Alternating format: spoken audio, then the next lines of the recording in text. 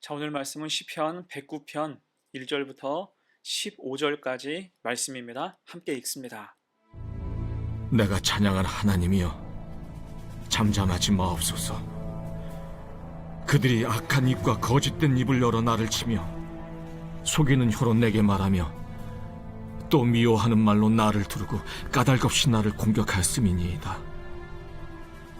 나는 사랑하나 그들은 도리어 나를 대적하니 나는 기도할 뿐이라. 그들이 악으로 나의 선을 갚으며 미워함으로 나의 사랑을 갚아싸우니 악인이 그를 다스리게 하시며 사탄이 그의 오른쪽에 서게 하소서. 그가 심판을 받을 때 죄인이 되어 나오게 하시며 그의 기도가 죄로 변하게 하시며 그의 연수를 짧게 하시며 그의 직분을 타인이 빼앗게 하시며 그의 자녀는 고아가 되고 그의 아내는 과부가 되며 그의 자녀들은 유리하며 구걸하고 그들의 황폐한 집을 떠나 빌어먹게 하소서. 고리대금하는 자가 그의 소유를 다 빼앗게 하시며 그가 수고한 것을 낯선 사람이 탈취하게 하시며 그에게 인애를 베풀 자가 없게 하시며 그의 고아에게 은혜를 베풀 자도 없게 하시며 그의 자손이 끊어지게 하시며 후대에 그들의 이름이 지워지게 하소서. 여호와는 그의 조상들의 죄악을 기억하시며 그의 어머니의 죄를 지워버리지 마시고 그 죄악을 항상 여호와 앞에 있게 하사 그들의 기억을 땅에서 끊으소서. 내가 찬양하는 하나님이여 라는 제목으로 말씀 증거합니다. 우리 삶에는 여러 어려움이 있고 또 새로 어려움이 생기기도 하며 갑자기 대적들에게 둘러싸일 때도 있습니다. 자, 그런 문제와 맞닥뜨릴 때 우리는 어떻게 해야 할까요? 그런 의미에서 시편 109편은 다윗의 시편으로서 도처에서 일어난 대적들로 인해서 압박을 받고 있는 시인의 곤고한 상태가 잘 묘사되어 있습니다. 원수들로부터 받는 핍박과 고통이 가득하죠. 읽고 있으면 마음이 아플 정도입니다. 자, 그럴 때 그가 어떻게 하나님께 온전히 탄원했을까? 함께 두 가지로 생각을 해봅니다. 첫 번째, 기도하며 나아가요. 오늘 1절부터 숙연합니다. 내가 찬양하는 하나님이여 잠잠하지 마옵소서. 지금 오로지 하나님만을 의지하고 있다는 거예요. 잠잠하지 마옵소서. 하나님의 개입을 간절히 바라고 있습니다. 그리고 2절부터 다윗은 본격적으로 악인을 고발하기 시작해요. 2절과 3절을 봅니다. 그들이 악한 입과 거짓된 입을 열어 나를 치며 속이는 혀로 내게 말하며 또 미워하는 말로 나를 두르고 까닭없이 나를 공격하였음이니이다. 자, 이때 신학자들은 이 시편 109편의 배경이 압살롬의 반역 사건인 것으로 추측하고 있어요. 자, 그럴 때 자식에게 배신당한 아비의 마음, 그 고통은 헤아릴 수 없을 정도였을 겁니다. 4절이에요. 나는 사랑하나 그들은 도리어 나를 대적하니. 이런 배신은 한 번도 생각해 본 적도 없다는 거죠. 그저 아들을 사랑하고 그 백성을 사랑했는데 돌아오는 것은 대적하고 배신하고 반란을 일으켰다는 것입니다. 얼마나 충격적이었을까요? 이게 아들의 반란과 또한 동조한 반군을 피해서 경황 없이 피난길에 오른 이미 늙은 왕이며 늙은 아버지인 다윗의 처절한 탄식입니다. 자, 그때의 상황을 사무엘하 15장 30절은 이렇게 기록해요. 다윗이 감람 산길로 올라갈 때에 그의 머리를 그가 가리고 맨발로 울며 가고 그와 함께 가는 모든 백성들도 각각 자기의 머리를 가리고 울며 올라가니라. 다윗은 깊이 탄식하지 않을 수 없었습니다. 머리를 가리고 맨발로 울며 올라가는 거예요. 또한 이런 상황을 더 아프게 하는 것은 상처에 소금을 붓는 듯한 말과 거짓된 선동이었어요. 소문이 가득했겠죠. 적당히 둘러대면서 거짓 선동을 일삼았습니다. 이렇게 악한 사람들은 늘 중상모략으로 해를 끼치려고 합니다. 이때 비방과 중상으로 인해서 의인에게 가해지는 고통은 실제로 당해보지 않은 사람은 모릅니다. 그래서 사탄의 모든 무기 가운데 속이는 혀보다 더 악랄한 것은 없다라는 말이 있을 정도예요. 그들은 예수님께도 그런 식으로 도발했잖아요. 예수님이 귀신 들려서 눈 멀고 말 못하는 자를 고쳤을 때 귀신의 왕 바알세물을 힘입어 그 일을 한다라고 회방했고요. 심지어 예수님의 부활에 대해서도 거짓이라고 호도했습니다. 자, 그럼 비슷한 어려움 속에 있는 다윗이 이제 어떻게 해요?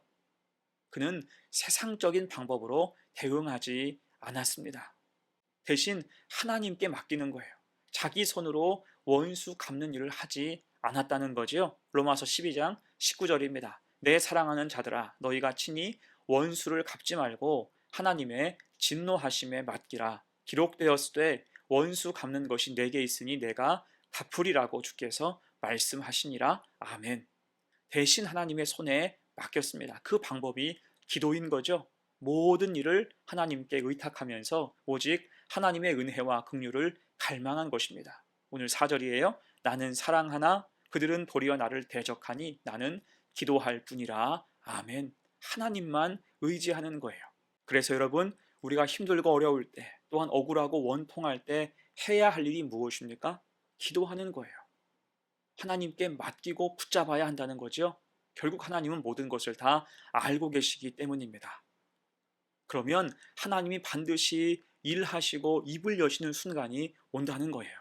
하나님이 입을 여실 때 그 악한 자들의 거짓과 기만은 전부 심판대 앞에 서게 되는 것입니다. 그래서 우리는 하나님 붙잡고 굳건해야 돼요.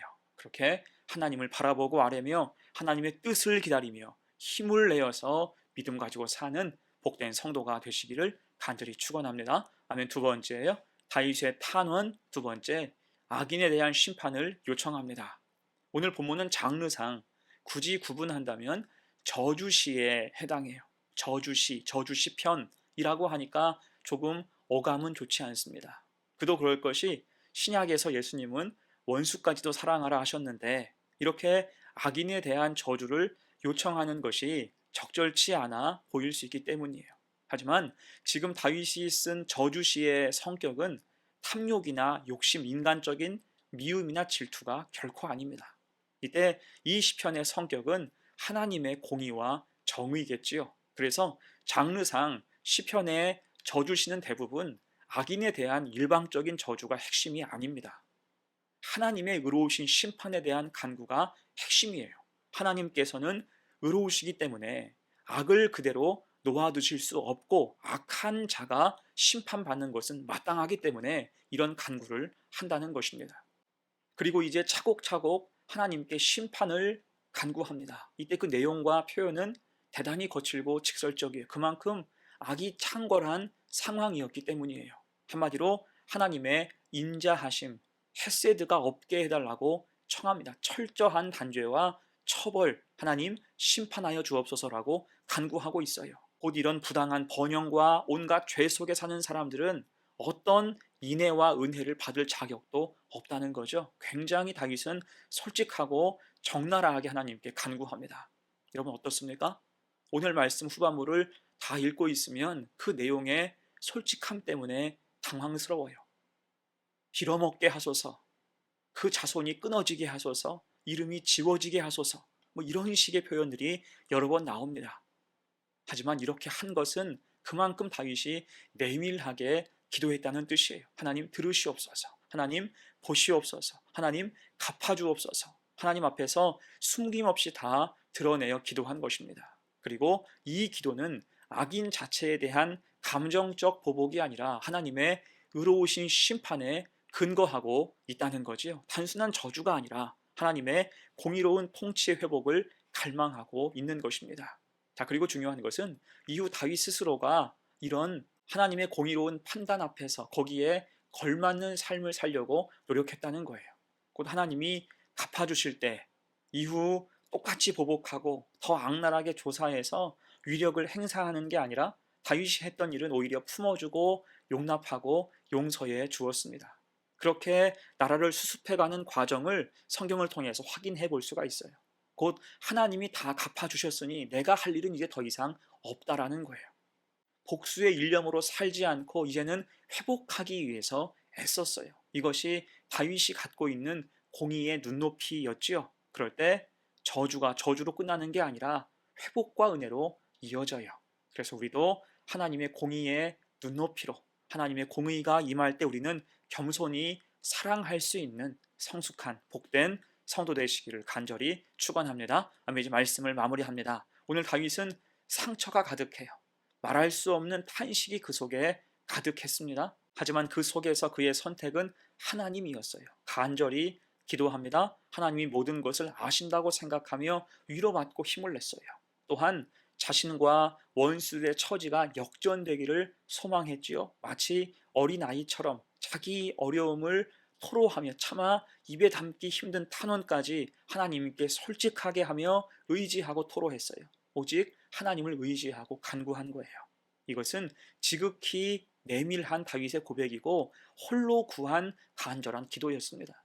종잡을 수 없는 감정의 소용돌이 속에서 그는 하나님만 찾은 거지요. 그리고 하나님의 공의가 실제로 세워졌을 때 그는 한 발 뒤로 물러서서 이제는 용서하는 삶을 구하며 살아가게 됩니다. 여러분, 이것이 신앙인의 성숙이에요. 내가 찬양하는 하나님에게 간구했을 때 그 삶의 모습이 하나님을 닮아 공의를 구하되 용서와 사랑이 그 삶에 있었다는 것입니다. 그런 모습을 우리도 닮아서 성숙한 믿음의 길을 가는 복된 성도가 되시기를 간절히 축원합니다. 아멘. 함께 기도합니다. 은혜로우신 하나님, 우리도 힘들고 어려운 일을 겪으면서 곤욕스러운 일을 당할 때도 있습니다. 그때 기도하게 하옵소서. 하나님의 은혜를 기억하여 간절히 기도하며 그 도우심으로 극복해 나가게 하옵소서. 그래서 우리의 눈높이는 세상 탐욕의 눈높이가 아니라 공의의 눈높이가 되게 하셔서 하나님께 맡기는 삶을 살게 하시고, 다만 우리는 하나님이 행하실 때 용납하고 품어줄 수 있는 넓은 가슴, 깊은 믿음이 있게 하옵소서. 감사드리며 예수님의 이름으로 기도합니다. 아멘.